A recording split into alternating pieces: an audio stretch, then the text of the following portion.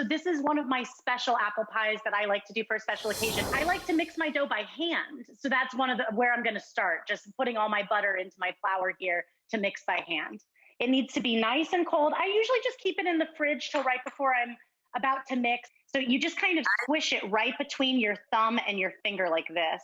Shoop, and kind of flatten it out. What we're trying to do is when that cold fat hits the heat of the oven, the super hot oven, the moisture in the fat is going to release and make this little puff of steam. It's like, poof. And that little puff of steam is what gives us those flaky layers, that thing that we're all going for, a really tender, flaky pie. And I go ahead and mix the butter in until the largest pieces are about the size of walnut halves. And then I'm gonna add some ice water right into the center there. Let me show you really quick what the dough kind of looks like when it's done. I'm gonna lift it out because it should come together, but it shouldn't be totally smooth. And when I put my hand on it and take it away, there's no stickiness. That's the most important thing. I've got 2 tablespoons of butter and I was just swirling it around a tiny bit.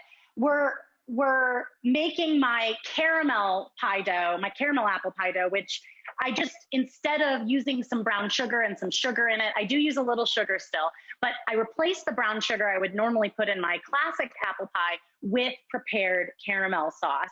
And it just is like a great way to give everybody that flavor that they love. Here's that caramel sauce.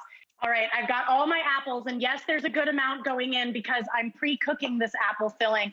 Pre-cooking the apple filling is a great way to prevent that really common problem people have where the apple filling separates from the top crust. I'm adding some lemon juice and some granulated sugar, like I said. I also have spices. My favorite spices are cinnamon, ginger, and nutmeg for an apple pie. But the nice thing is you can kind of customize that to your taste. I know some people like to keep it just cinnamon, keep it really simple. Sorry, one other fun ingredient here I was gonna put in is this boiled cider. I have instructions in my book on how to make this, but it's also something you can buy. It's apple cider that's been cooked down to remove some of the water, and oh my gosh, it's delicious.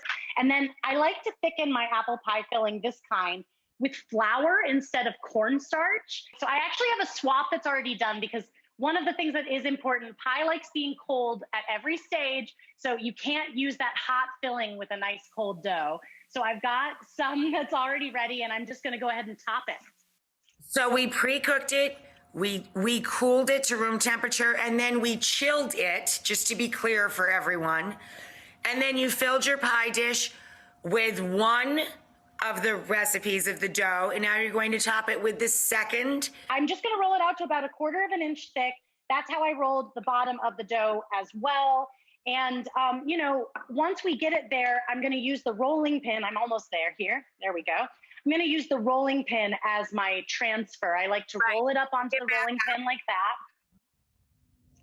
And then unfurl it, which is another one of my favorite words, unfurl. Squishing the top and bottom together to kind of help adhere the two and really being a little bit aggressive with it because we're also trying to thin out that dough a little at the edge. Then I'm just gonna cut away the excess and I like to use scissors for that because I can do it one-handed a little easier. It goes a lot faster. We just tuck it under and then it's ready to crimp and you can kind of crimp it however your heart desires.